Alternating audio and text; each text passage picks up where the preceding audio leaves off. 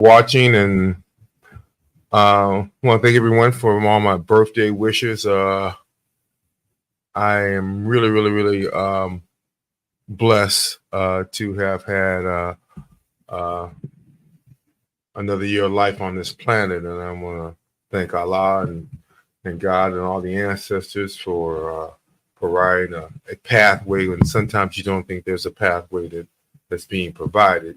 You know, old elder that I really respected said that he had to walk by faith and not by sight. And in the vein of that, that's what we're going to do. Welcome, everyone. This is Believe Radio, 24-hour inspirational gospel channel at our TV.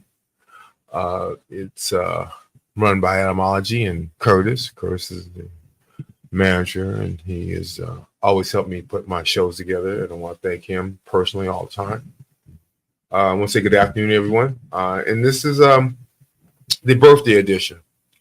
And I mean by that, I turned 69. If you were watching some things on my Facebook, which I never tend to do, I taped my run, which was I've been running since high school, and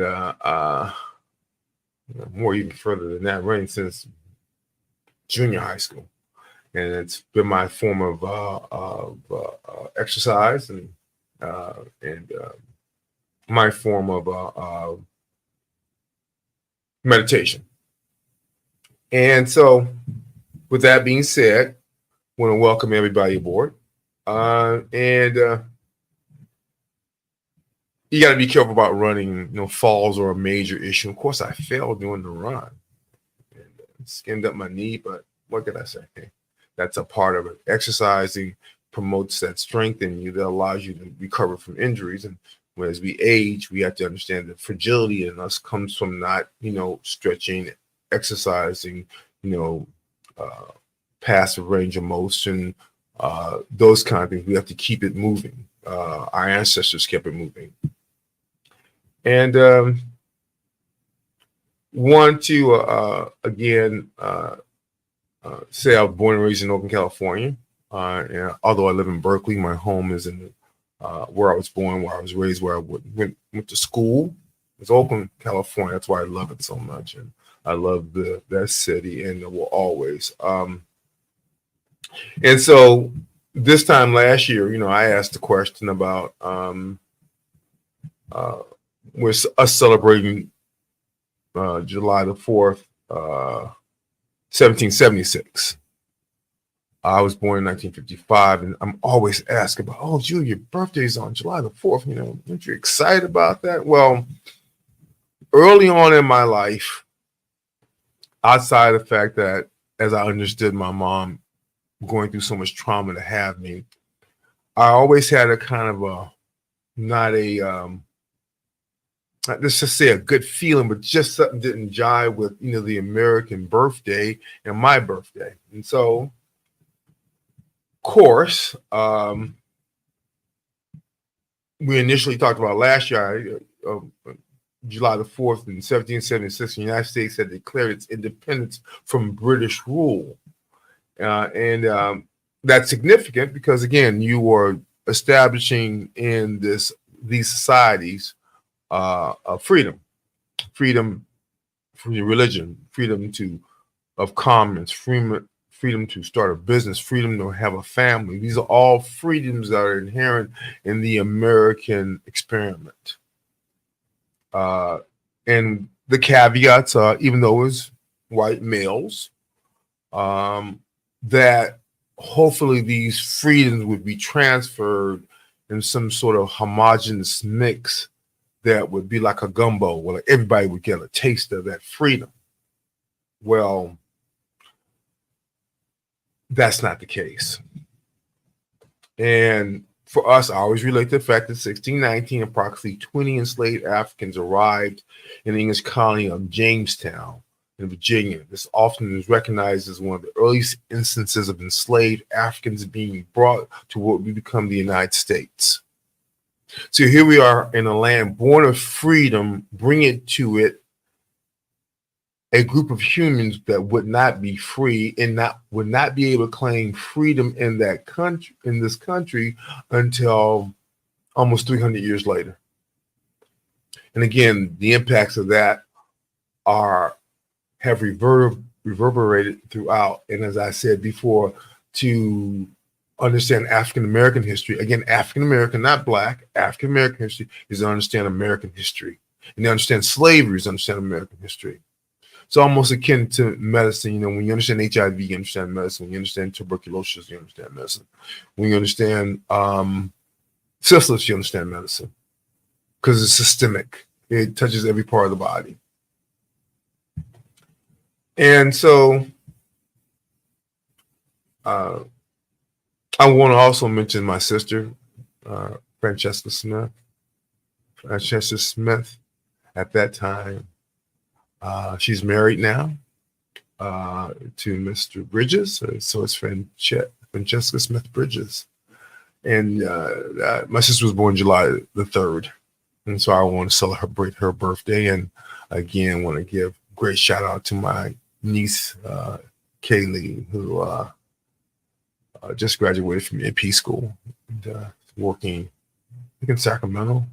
She just passed her exam. So I'm excited for her and wish her well in her career. And I know she's going to have an exciting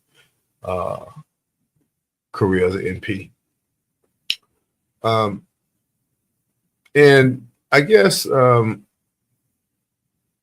this is, again, it's a birthday show. I want to thank everyone for their shout outs to me on Facebook and kind of follow me through my run on July the 4th. And again, these are things that wouldn't have been possible without modern media. I tell people I've been running for 30 years. Yeah, when was the last time I haven't seen you run? So I put it on video and let you see. And I think that, in this celebration of the hamburgers and the hot dogs, by the way, one of the things that I have not been able to stop eating, all the things I've been able to stop eating, because again, this is a show on obesity also, we can talk about that, is hot dogs. I don't know what it is about hot dogs. And so what I did was I'll go to the market when I can get them made, but sometimes I'll get a package of those packaged ones, and man, good, just good. I get it, food kind of envelops your vision of family and friends, and we so much connect food and eating with an emotional experience. That being said, 1776, the status of African Americans was and would always be, until that period of time things changed, was slavery. Slavery is a racial discrimination and a long struggle for rights of equality, and it would mark toward the mid-19th century the Civil War. And again, the Civil War was about slavery. It was about maintaining an institution of slavery. And now someone bring me literature to the fact that slavery was something that slaves enjoyed and made them better people, and they gave them skills. I guess that's all true, but it still was enslavement of another human being, which is what they had fled Britain from. That's why the America was created, to leave the tyranny of the king, the one person rule, which is what we're trying to return to. Did you see it? It's all ancestry. So there was a percentage of Americans that wanted a king. They were outvoted by a Congress and men of saying, like it means to make this a constitution, to make this American experiment. It never really ends well when people are monarchs. Something we should watch in history. And so, again, this is my birthday, and this is something I always talk about because I think we need to understand that on which that birthday of America is built. And the status of African Americans throughout history has always been marked by slavery, racial discrimination, and a long struggle for civil rights and equality. and would not be changed until the 13th Amendment was passed. An amendment, because in the original constitutions, we were 3/5 of a human being. That's another discussion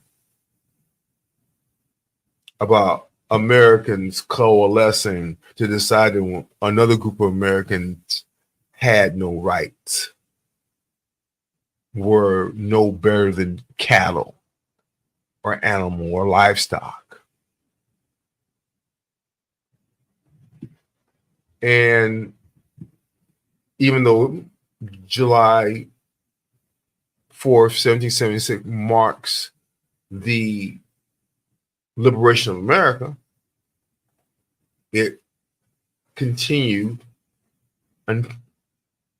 to enslave African Americans through systemic racism, segregation, and various forms of discrimination. I said more about this last year, and my thing is that my grandchildren, and I want them to be free of a world and a culture that's discriminatory toward them, their hair, how they speak, how they look, their body type. And I think it's crucial that we understand that. July 4th, 1776, African Americans in the United States were largely enslaved and had no legal, political, or citizenship status. Slavery was legally sanctioned, and enslaved Africans had no rights or legal recognition. I rewrote that Ask GBT chat to give me some more definitive discussions around what it meant to be an African American in 1776. And that's what it meant.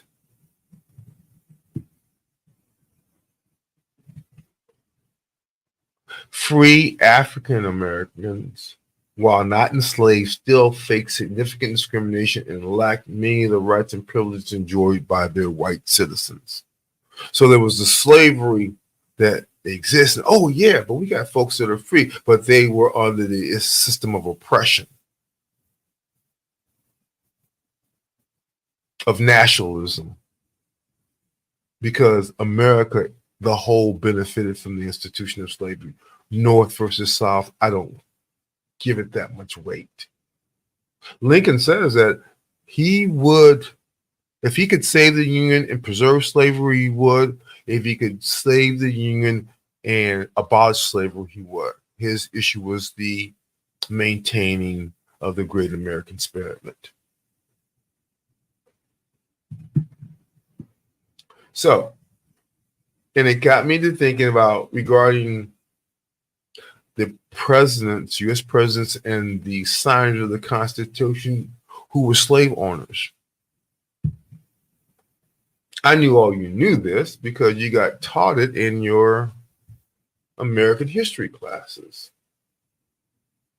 And if you got taught that, I'd like to know what class you were in, because I never got taught it.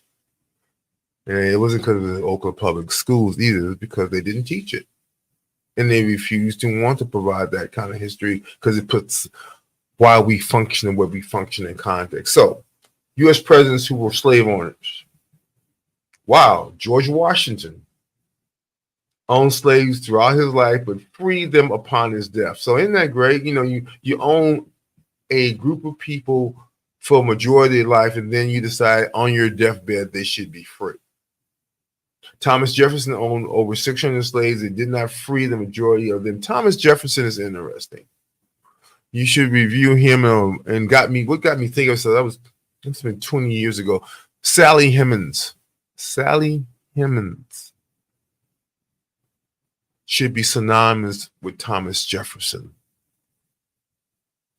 because he maintained her and raped her as a young woman on into adulthood. And some of the discussions are that he even passed her around to brothers. This is the president of the United States, right? Sounds kind of familiar, doesn't it? James Madison owned slaves and did not free them. So in GPT chat, when I researched this, I asked, who were the presidents that owned slaves? I said, who owned slaves, not the fact they owned them and freed them. I asked that they owned them. This is how the information can get kind of like changed. So whoever put the information in answered my question with a caveat. Oh, but they were freed though. This is how the information has to be reviewed and understood because, again, a human being is putting this information in. At some point in time, will this system be able to draw its own conclusions only from the information that's being provided at this point in time?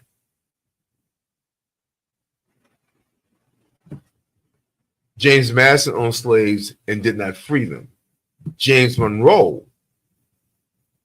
owned slaves and supported the institution of slavery. Andrew Jackson owned a large number of slaves and was a staunch supporter of slavery.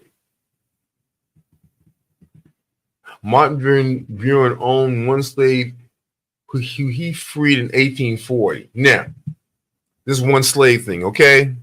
That's great. But all the people around you had slaves. You benefit from the commerce, from the farming, from all that. So he may not have owned slaves, but he was benefiting from being a white male president from all the things that the slaves provided.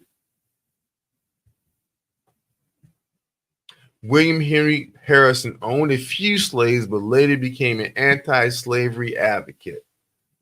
John Tyler owned slaves and supported the Confederacy.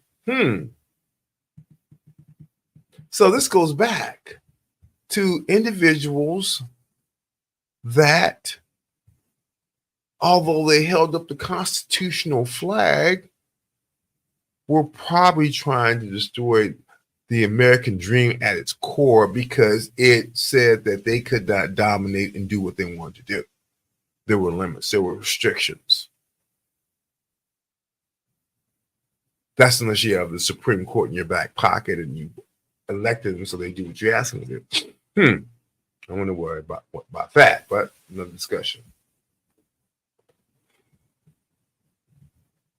John Tyler, I said, owned slaves and supports the Confederacy.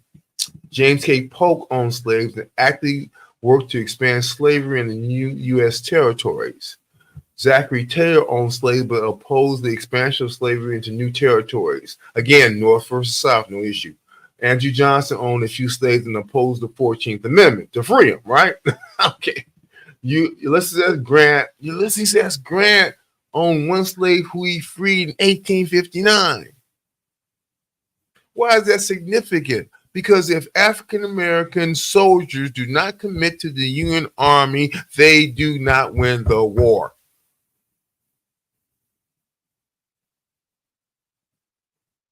African-American troops fighting for their freedom were strategic in victories under the leadership of Ulysses S. Grant. Without those soldiers, the Union does not win. If those African slaves turn toward the Confederacy and fight against them, they do not win. Now, why would you want to fight someone when someone's fighting for your freedom? Logical discussion, right?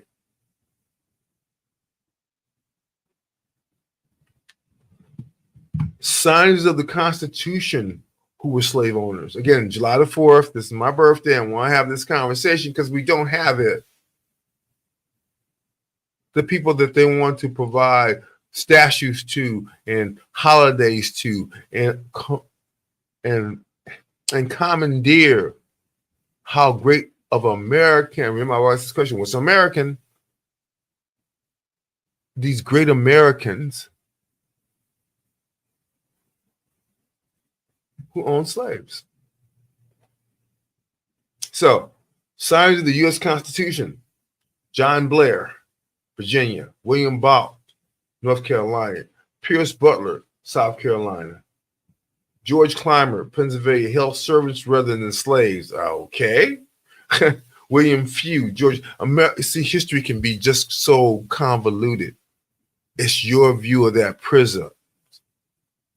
So they weren't slaves, they were servants. Which, what does that mean? They mean they could leave and go home to their families and have kids, or what? I missed that.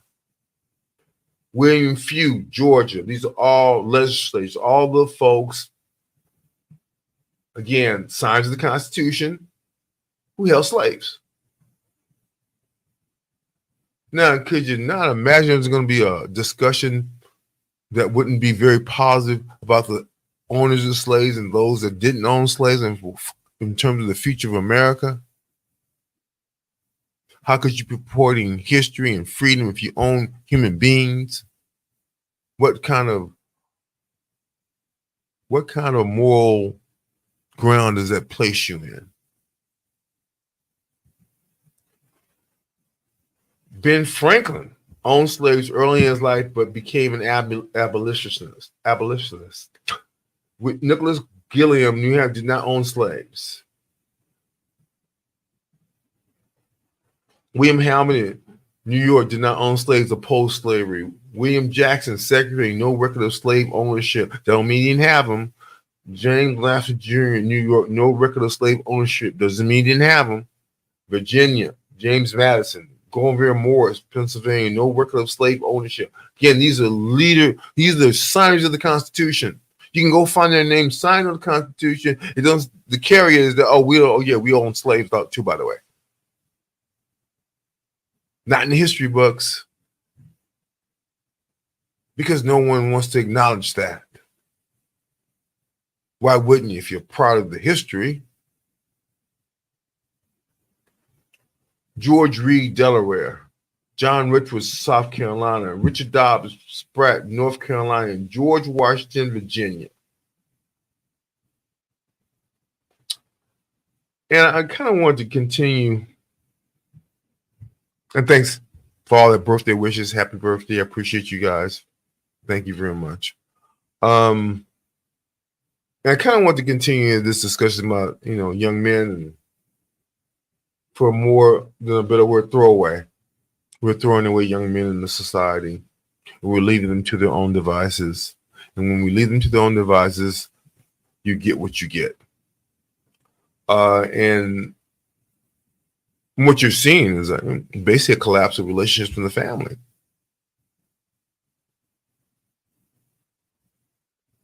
And structure for women. As my mom would tell us, I could do bad by myself. I get it. But doing bad doesn't mean you're not trying.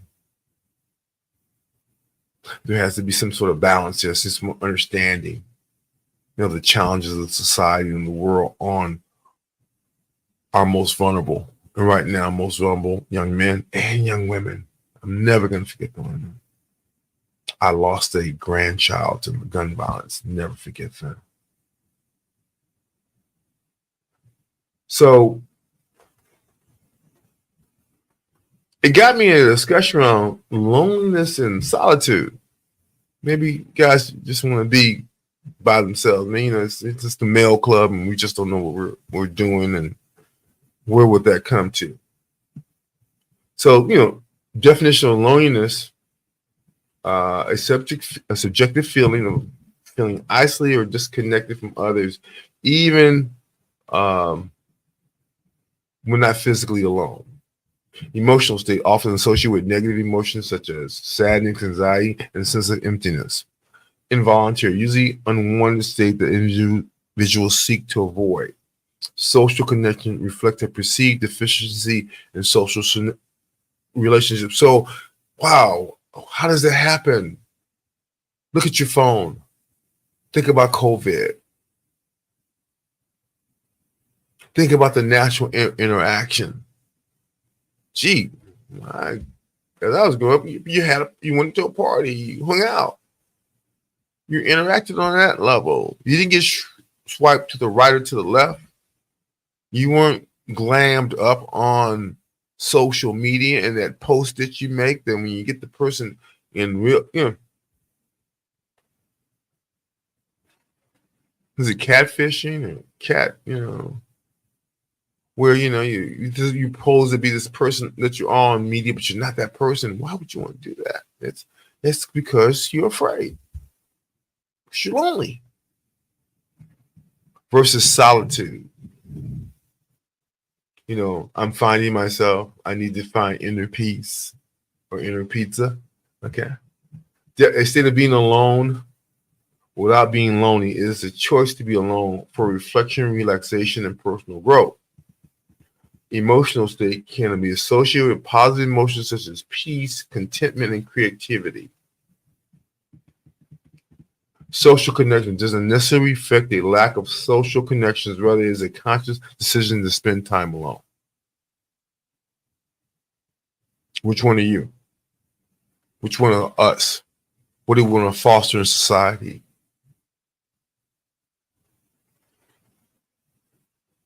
Are we lonely being in solitude or in solitude being lonely?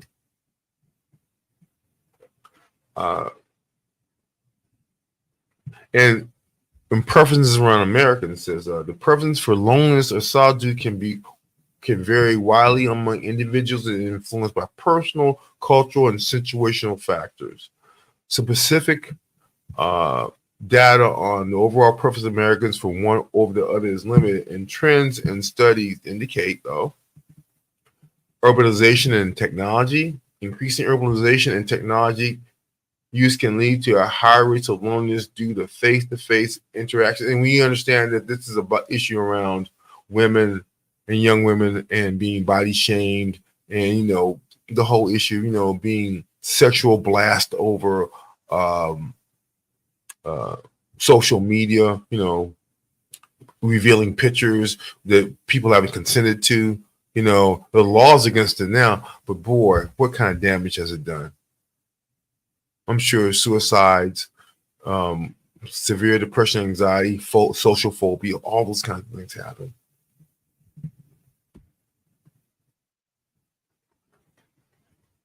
And we understand the cultural values. American culture, which often values independence and may lead to some individuals to seek solitude as a means of self-discovery and personal growth. But when is that a problem?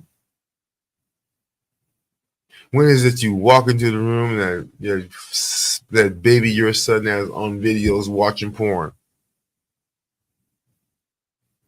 smoking marijuana, and not working, and doesn't want to?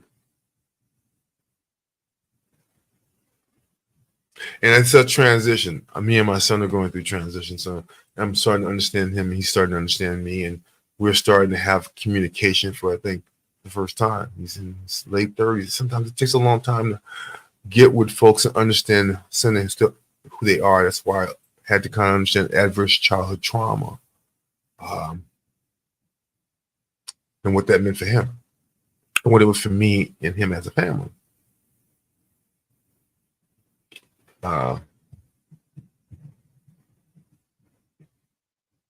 Impact on mental health, of course.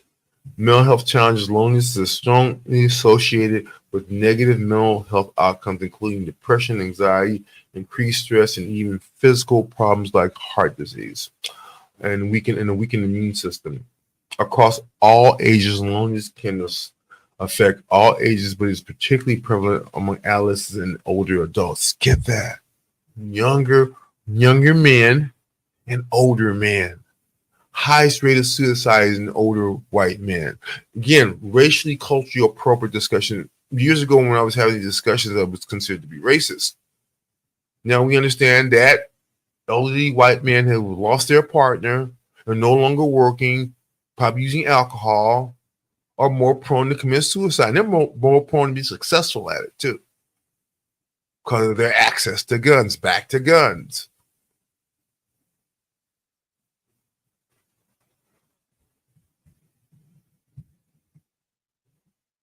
Solitude. Solitude is mental health benefits. Solitude has been chosen and enjoyed, can have a positive effect on mental health. It allows for self-reflection, creativity, stress reduction, stuff like meditation, relaxation techniques. For me, it's running. For someone else, it's knitting. For someone else, going to movies. Something that, you can lose yourself. That's the solitude of the movie theater, right? Dark, quiet, no one sees you except for the popcorn, people screaming, and the guys in the back fooling around. Yeah. Anyway. Risk of solitude, though, however, if solitude leads to social isolation, it can become and have similar effects to loneliness. Across ages, healthy solitude practice can benefit all ages, but the ability to enjoy solitude often depends on an individual's personality and life circumstances. We're at 30 minutes now. It's Believe Radio, 24-hour gospel radio, inspirational station, Bay Area Radio. I'm George Pearson. I'm a PA. I've been practicing about 30 plus years in primary care family practice.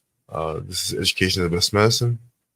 As a collaborative with Eyes of the Conscious Soul, Barbara Howard. She'll be back next week doing what she does. She's bringing a lot of good youth programming, a lot of programming you kind of need to be aware of. She's a Black woman on the move, bless her heart, thank her.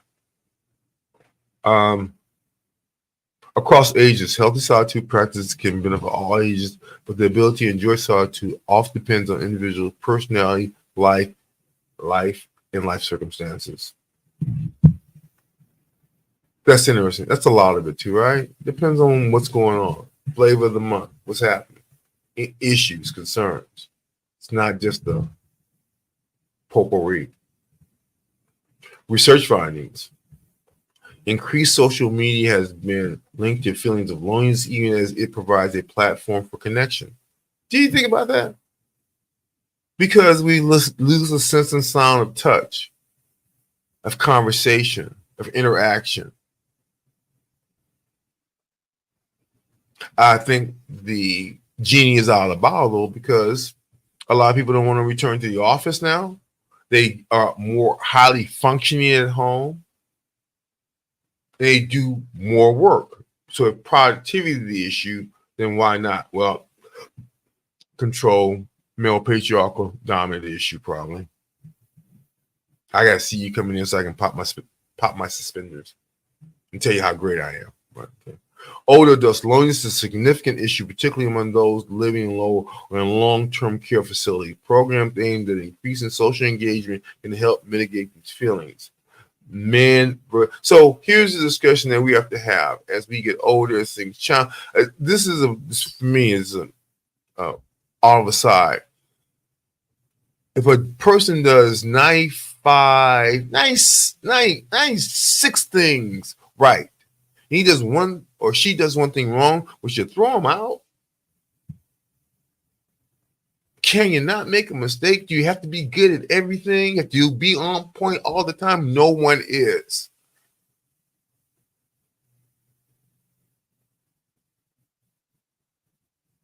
No one is. We're more often on. We have more issues than not. We have more challenges than things go in your favor. Be respectful of that. And aging. That's why I keep saying I'm 69. We have to be respectful. Like I respect youth, respect age. And the ability to get there. As Richard Pryor would say, there's a lot of young, wise men that are dead.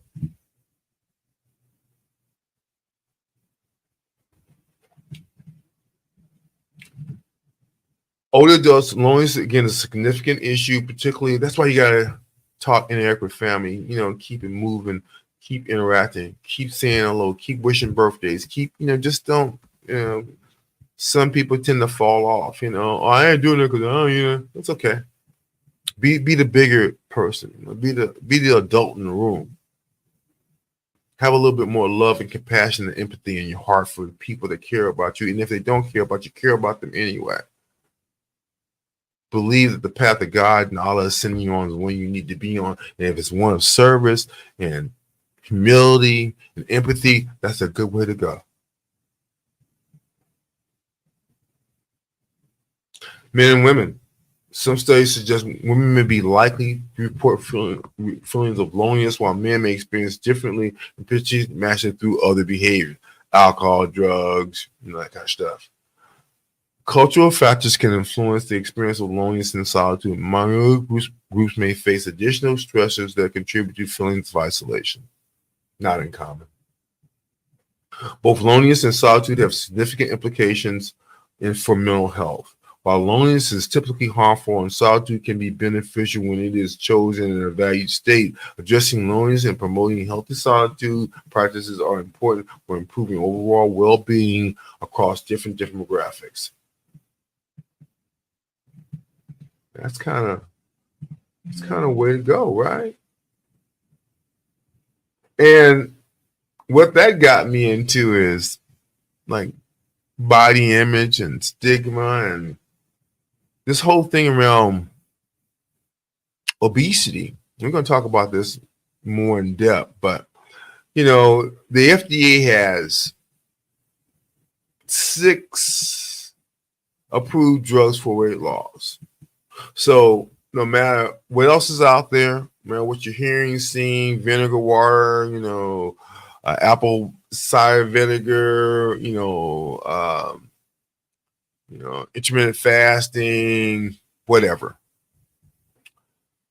The FDA has 6 weight loss drugs: Zeneca, Osmega, it's called Orlistatin, and it's Ezimod, it's a phenantramine and topamine, which is a kind of a stimulant drug, and another one for seizure. Contrave, which is naltrexone, bupropion. This combination of naltrexone is used for alcohol abuse, and also it helps with opiate addiction. And bupropion is a antidepressant. An anti-anxiety agent. And letinograd and then Wegovy.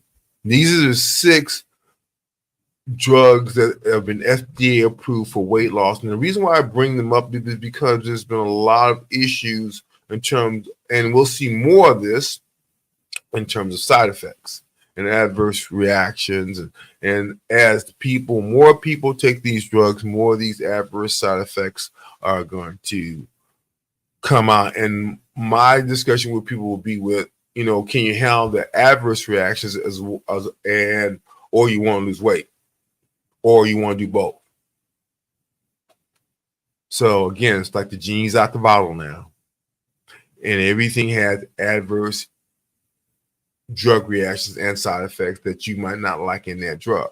Particularly if you, in this case, although weight loss, you're not a diabetic, you don't have insulin resistance, you don't have metabolic syndrome, you don't have, any of those kinds of things. But what I wanted to understand was the numbers, and the numbers are at a glance kind of striking. This is from the CDC, and says obesity is a serious, common, and costly chronic disease. More than 2 in 5 U.S. adults are obese. 2 in 5. So when you walk in on the street, just count 2. If out of every 5 people, pick out 2 of those folks are obese. You can see them. This is not an issue around shame. This is to understand the magnitude of the problem, because for me as a health provider, the implications of folks that are overweight or obese are medical in terms of heart disease, diabetes, mood, joint pain, thyroid cancer, GI problems, stigma, behavioral issues. Again, it's a mammoth problem. And I guess for me also, I was thinking about this as I was getting ready for the show, that when I first started practicing, they had these obesity maps. And at one point, brown was the color that said everybody was obese. And over a 10-year period, every 10 years, that map increased to the fact that it's across the entire United States now. It's not a real area that doesn't have people that are 50% obese.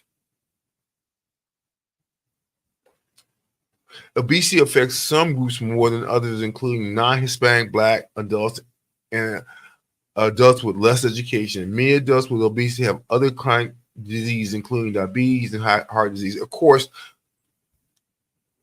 also to include cancer. The additional impact on for a person being overweight or obese on their health outcome probably increases the cost of medicine.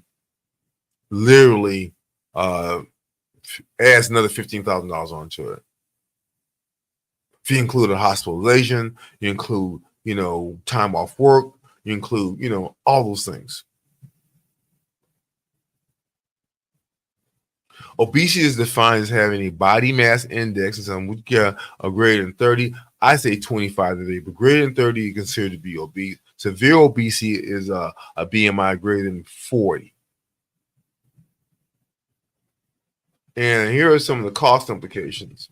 In 2023, the cost of obesity in America is substantially significant, impacting both inpatient and outpatient healthcare expenses. It is estimated that obesity increased U.S. healthcare spending by approximately $170 billion annually, encompassing a wide range of medical services and conditions associated with obesity. This is from the Harvard School of Medicine Public Health. A significant portion of these costs are attributed to inpatient and outpatient care. The cost of treating obesity-related conditions accounts for a considerable share of medical spending across various healthcare systems. So, in other words, this is costing the system a heck of a lot of money. You can have obesity and you can associate hypertension with it, you can diabetes with it, you can decide cancer with it, you can decide, decreased mobility with it, you can decide joint pain. It's just a myriad of issues, but as a foundation issue. In fact, when we look at how we can, 80% of chronic medical conditions can be addressed by a few things. Weight loss to acceptable body weight, healthy body weight, plant-based diet, no smoking, limited alcohol use, increased activity to 150 minutes a week. 4 things could solve 80% of the chronic healthcare conditions, or limit them or modify them so you don't have to take 8 medicines. You can take maybe 2. All this is coming down to a behavioral issue. Why I'm talking about this, because there's an issue around the foundations. What we need to make changes in behavioral health and how we think about these things. And are we maximizing our efforts to address these conditions to a point of care? If you don't want medicines, then take care.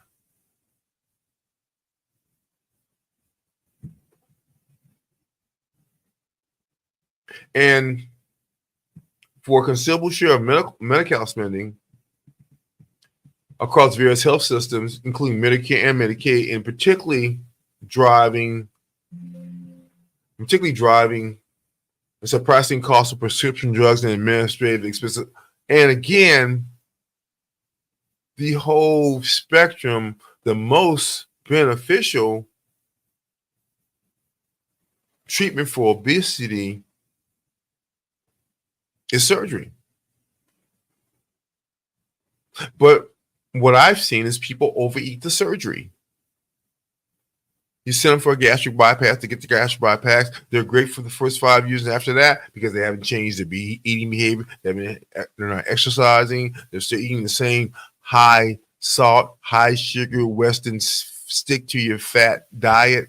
And we understand that the fat cells now are so conditioned that they are used to the food that we're providing. We don't provide it, though you don't feel like you've eaten.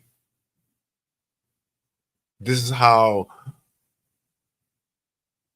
food has been kind of altered so that you crave it. Your fat cells crave it.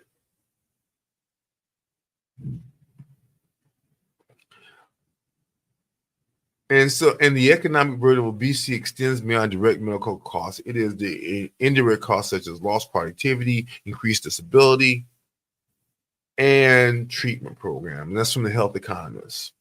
Then some of the pathophysiology that the brain triggers eating results in complex interaction between brain regions, neurotransmitter, hormones, and genetic factors. All these play a role in obesity. So when I first started practicing, obesity was a personal issue. It was something about what you weren't doing as a human being, and you just, gluttony, right? And Dante's Inferno, gluttony is one of the sins. Uh, it's biblically spoken about in terms of gluttony, but again, a number of factors are involved in people that gain weight and can't lose weight. The hypothalamus is involved, the neurotransmitters and hormones, particularly hormones like leptin and leptin in obesity. Leptin resistance often develops, impairing the regulation mechanism that kind of shuts off your eating mechanism. It's a dysregulation of the brain to the body in our eating mechanism, and the neurohormonal factors that are involved in that. Not just the fact that you don't want to, that you can't stop eating. Insulin plays a large role in that. Regulates glucose levels and influences appetite by acting on the hypothalamus. Insulin resistance is common in obesity, can disrupt this, and again, back to the risk of diabetes. Also, reward systems. We talked about this, the dopamine pathways involved in reward and pleasure aspect of eating. The dysregulation of dopamine signaling can lead to overeating and preference for high caloric foods. Again, the dysregulation of normal eating, metabolism, the hormones that regulate these processes are altered by the food we've consumed. It's almost like being addicted, right? The orexin and the endocannabinoid systems, these systems contribute to the pleasure-related parts of eating, and the aspect of eating can be dry food, getting the munchies, right? Dry food intake and the independent energy needs. Genetic factors are involved in obesity. Mutations. This predispose individuals to obesity by affecting auto-regulation and metabolism and energy expenditures, because the body had to either support weight or gain more weight to deal with the winters. Women especially had to gain more weight to carry the fetus to term.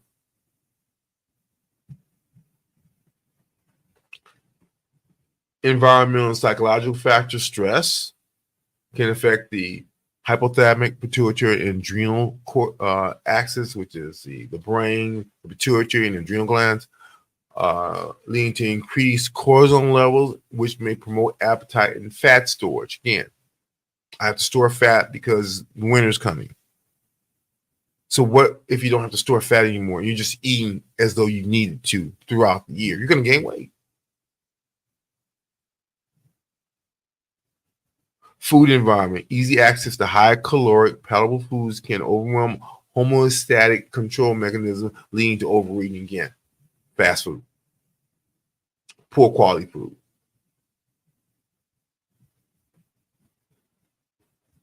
Misconceptions about obesity. We know it's hormonal. We know it's genetic. We know it's environmental. I want to thank the Facebook family for checking me out. Appreciate you guys. And we're going to get better at this. We're going to start doing Zoom calls. And we're going to move forward with this now. A lot of things are going to be happening. A lot of expansion in the media platform and my website. So look forward to this exciting time. Misconceptions about obesity. Why are we talking about this? Because from a cultural, psychological, and environmental interview, we are more impacted due to structural and institutional racism, due to food islands where you can't find fresh fruits in the neighborhood that you're in, due to the preponderance of alcohol and fast food and fast chains that just provide processed food, high sugar content food, alcohol.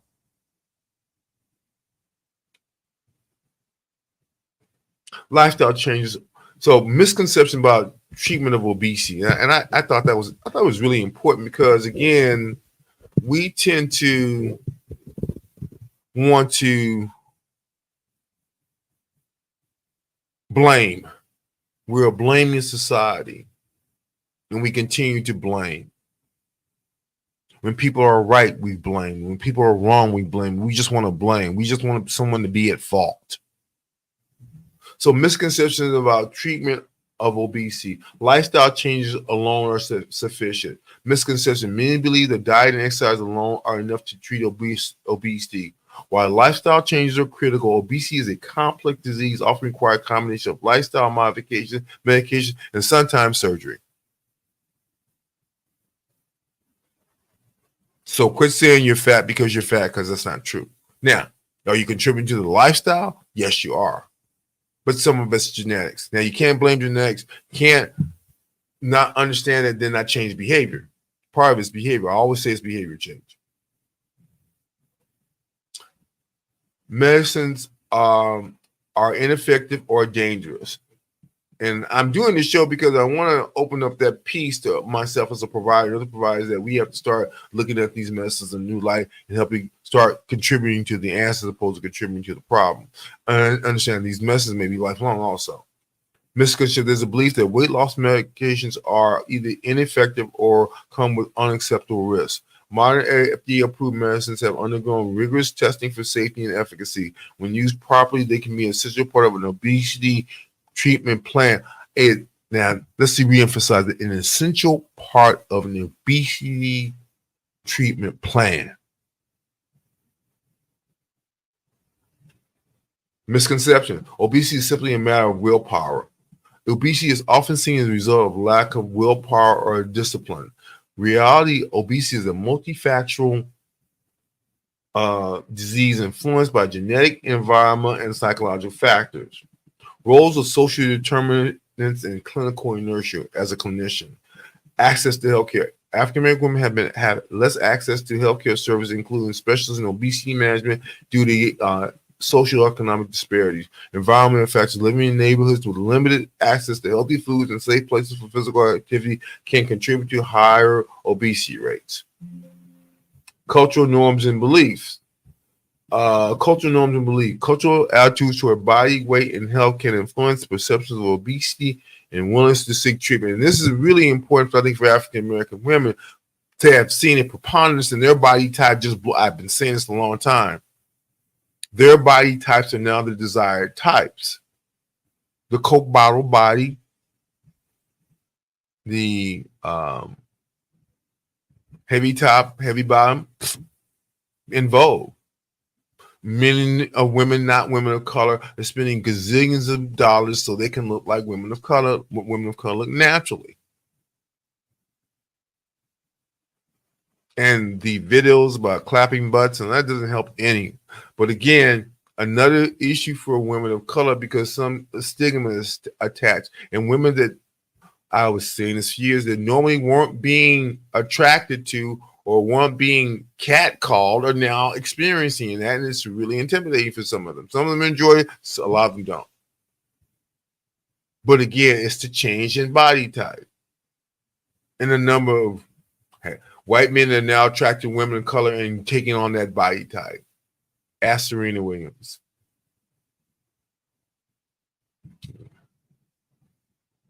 So, and we'll talk about what to do in the next supplements too. Clinical inertia. That's when providers don't think about, is this a problem? Should I treat it? And should I treat it with the best medical? No, they give it off to other issues. Clinical inertia, delayed diagnosis and treatment. Healthcare providers may delay diagnosis and treatment of obesity, especially in African American women, due to implicit bias or a lack of awareness about the severity of the condition. Reluctant to prescribe medicines, there may be hesitancy to prescribe DNA-approved weight loss medicines due to misconceptions about their safety, particularly for minority populations. And insufficient patient education. Patients may not receive adequate information about the available treatment options, including the benefits of risk of medication and surgery. So the risks and benefits need to be explained. We need to have a better understanding of these to begin. And specific challenges for African American women: higher prevalence of obesity. African American women have higher rates of obesity compared to other demographic groups, yet they are less likely to receive appropriate treatment. Again, gets back to this, the desired body style now. Although it may not be healthy per se, the men of their world don't want them to change. In fact, challenge them about it. And I see that particularly in Hispanic women also. Bias in healthcare. Implicit bias among health providers can lead to undertreatment for inappropriate treatment recognition for African American women. Socioeconomic challenges can limit access to healthy care, healthy food options, and opportunities for physical activity. Mistrust in the healthcare system. Historical injustices and ongoing discrimination can result in a medical profession and reluctance to seek treatment. Addressing the issues of education and awareness, cultural competency training, and policy changes and community-based interventions. Obesity is serious and expensive. Many adults have serious chronic conditions. For example, 58% of U.S. adults with obesity have high blood pressure. And risk factors for heart disease. Approximately 23% of U.S. adults with obesity have diabetes. This is not a laughing matter. It's something we need to address. Healthcare for obesity is expensive for patients in the healthcare system. In 2019, annual medical costs for adults with obesity was $1,861 higher per person with than adults with healthy weight. For adults with severe obesity, the excess costs were $3,970 per person. This accounts for $173 billion of extra medical expenditures. Got about 4 minutes left here. I want to thank you guys for listening in. And so, what are the behaviors we need to change? Health behaviors that can contribute to excess weight gain and a risk of obesity. Try simple physical activity. Unhealthy eating patterns, such as eating too many processed foods, added sugars, sugar-sweetened beverages, too little fiber, fruits and vegetables. Not enough sleep or poor quality sleep. Too much TV, computer, video games, getting out in the fresh air, trying to walk. That's what you got to be doing. Keep reading. Long-term stress can affect your brain and trigger your body to make high levels of hormones such as cortisol, without me gaining weight. And it makes you crave for all that good, sweet, sugary stuff. And some medicines can cause a weight gain. You review your cabinet. Psychiatric medicines. I remember olanzapine in particular was one of them. Steroids, types of hormone, birth control, anti-seizure medicines. All these things can cause weight. Some examples we can do to help is healthy, affordable foods, places for physical activity, community design, support-friendly, childcare and social environments, access to high-quality healthcare services, safe housing. Look up this thing called the food plate, vis-a-vis CDC. And it has a really good proportional discussion about what your plate size should be in portions for plate control. I think it was interesting that it looked to me, it was emphasizing more grains and less meat. One thing about is our children. Approximately 1 in 5 children and adults are obese. Obesity affects some groups more than others. Again, Hispanic, non-Hispanic, Black children. Healthcare for obesity is expensive for patients in the healthcare system. I want to thank you guys for tuning in. Appreciate all you guys for watching and listening. And we're going to continue this obesity conversation. Again, the risk issues in terms of heart disease, hypertension, heart disease, coronary artery disease, diabetes, gallbladder disease, reflux disease, liver disease, non-fatty liver disease, infertility, PCOS, depression, anxiety, all these things are contributed when a person is overweight or obese. Social isolation, definitely. And we can manage this with lifestyle modifications, medication, surgery, psychological support. I want to thank you for watching the show. I want to appreciate all the time and effort you folks been with me, spend time with me. Hey, I prepare for these shows. I try not to be lackadaisical on that. I want to thank you guys for tuning in, and we'll see Miss Howard next week. And thanks for listening.